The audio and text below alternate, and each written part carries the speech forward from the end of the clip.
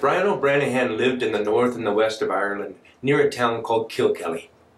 And he was a hard-working man, but he was poor. By trade, he was a rod cutter. He cut the skinny branches off of the trees that you see people weaving baskets out of, those big sturdy baskets of old Ireland. And one day he woke up and he turned to his wife, Peg, and he says, "Times have been hard, Peg. I've cut all the rods I can find. I've woven all the rods I've cut in baskets. I've taken the baskets down and I've sold them all." He said, "If I don't find some new place to cut some rods, we're going to starve to death." And then he says, "I'm going down to the ferry fort to cut rods." And she says, "Oh, Brian O'Branahan, you'll do no such a thing. The ferry fort is where the fairies do their dancing, and they don't like it when mortal people come in there. They'll play some mean, nasty tricks on you."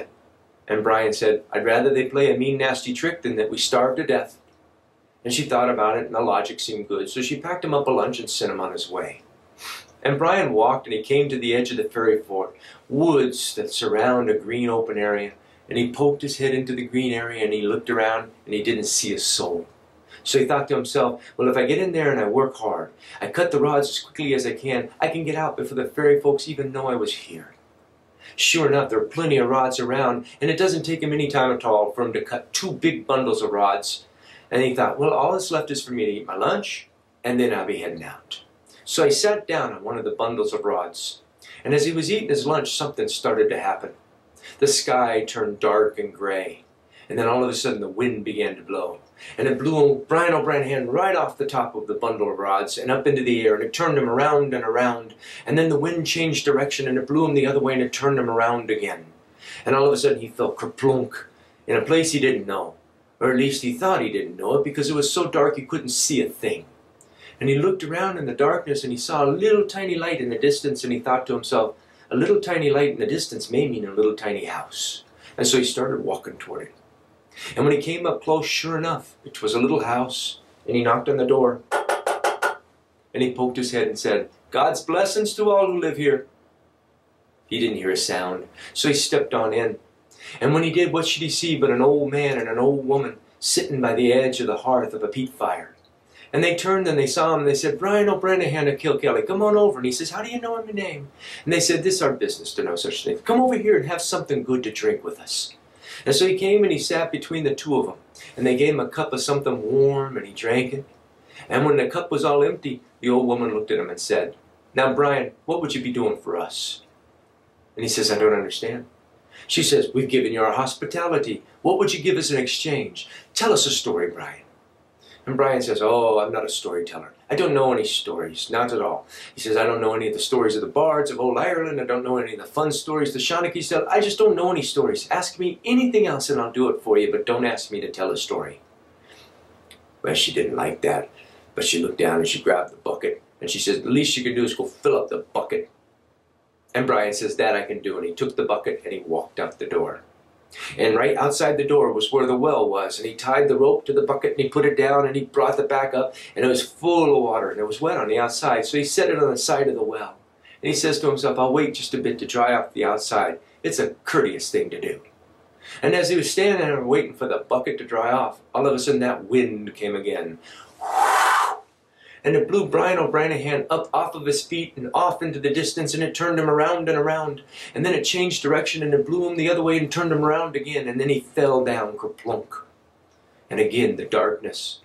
But again he saw the light in the distance, and he thinks, "I'll get back to the house that way." And he walks and he comes to, it's a different house. And he walked up to the door. "God's blessings to all who live here," he says. But he didn't hear a sound. So he stepped on inside, and what did he see? But a table in the middle of a room. And on that table was a dead man. And sitting in chairs all around that table were people. And Brian walked over to one of the empty chairs, and he sat down next to a woman, and he says, "What's happening here?" And she says, "It's a wake for the dead man." And Brian looked and he says, "Well, it's an awful sorry excuse for a wake. A wake is supposed to be the last party a man gets invited to. And if I were him, I would have turned down the invitation." And that's when a man on the other side said, "That's right." He says, "We're going to go get a fiddler." And the woman he was sitting next to says, "You'll do no such a thing, not on a night like this. Not when we have the finest fiddler in all of Ireland right here in Brian O'Branahan." And Brian says, I don't play the fiddle. I've never played a musical instrument in my life. I wouldn't even know how to hold a fiddle. And she says, nonsense. And they brought a fiddle and they put it in his hands and they held it up there and tucked it up under his chin and put the bow in the other hand. And then she pushed his hand down to the bow, touched the strings. And all of a sudden, Brian was playing music. Fine music, airs and jigs and reels, and he was just going at it, and everyone was starting to dance and be lively until it all got so tired everybody sat down. And somebody said, Brian O'Branahan, you are the finest fiddler in all of Ireland. And he says, surely I must be. And he sat down. And that's when that man stood up again. He says, well, it's time then. I'm going to get a priest to say the prayers over the dead man. And that woman says, you'll do no such a thing. Not on a night like this. Not when we have the finest prayer sayer in all of Ireland, right here in Brian O'Branahan.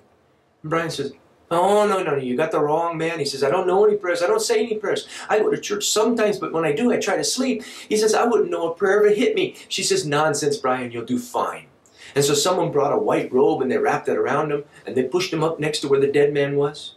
And Brian began to open his mouth again to say why he couldn't do it when all of a sudden prayers came out. And they were beautiful prayers indeed. They were prayers that make an angel's heart sing. They were prayers that make an Irish mum happy. And Brian did all the praying, and when he was all done, somebody said, Brian O'Branahan, you're the finest prayer sayer in all of Ireland. And he thought to himself, surely I must be. And he was going to sit down when that tall man stood up again. He says, well, that's it then. I'm going to get the coffin, and we'll bury the man. So a couple of people went outside, and they dragged the coffin in. And when they went to put the body in, that's when they saw there was a problem. The dead man was this long, but the coffin was only this long. Well, that tall man said, I'm going to go get a surgeon to cut the legs off the dead man so we can fit him in the box. And that's when that woman said, you'll do no such a thing. Not when we have the finest surgeon in all of Ireland right here, Brian O'Branahan. And he says, oh, Lord. And so they brought him a saw and a needle and thread, and they said, go to it, Brian. And Brian knew there was no reason to resist. He just started cutting and sewing. And before you know it, he had made the man just the right size for the coffin. And it looked just as good as new. And somebody said, you're the finest surgeon in all of Ireland. And he thought, well, surely it must be. And when they got him in the box and they put the lid on the box, they all said, it's time to take him to the cemetery. So some people picked the box up and they walked out the door. And everyone else walked after him. Now, a couple of years ago, I was in Ireland, and I went to this very spot, and I see what the problem was. There's a cemetery just right outside where this house was, but the gate to the cemetery is all the way on the other side, and it would have been an awful long walk with a box in your arms. So what they decided to do is put the box up on top of the wall, and everybody jumped over the stone wall with the idea, once they're all over, they take the box and finish the trek to the grave. Well, the last person to climb up on the wall to jump over was Brian O'Branahan. And just as he was about to jump, the wind came. Whoosh! And it blew him off around and around, and then it changed direction and blew him back and turned him around again. And when he fell down, kerplunk! He would have had no idea where he was if he hadn't have fallen right next to the well. Picked himself up. And he grabbed the bucket, and he walked in the door. And the old man and the old woman were sitting there, and they said, Brian O'Branahan, what took you so long? And he said, you're never going to believe what just happened to me. And he walked over, and he sat between them, and he told them all the things that had taken place. And when he was all done, the old woman looked at him and said, Brian, you told us you didn't know any stories. That was a fine story. And the old man says, next time someone asks you for a story, tell them that one. Well, Brian finished up and left the house, found his way back. And when he got home to Peg, he came in the door, and they went on with their life. But here's the trick. Today, Brian O'Branahan is known as the finest tale teller in all of Ireland, and he made a fine living of it. And that's my story.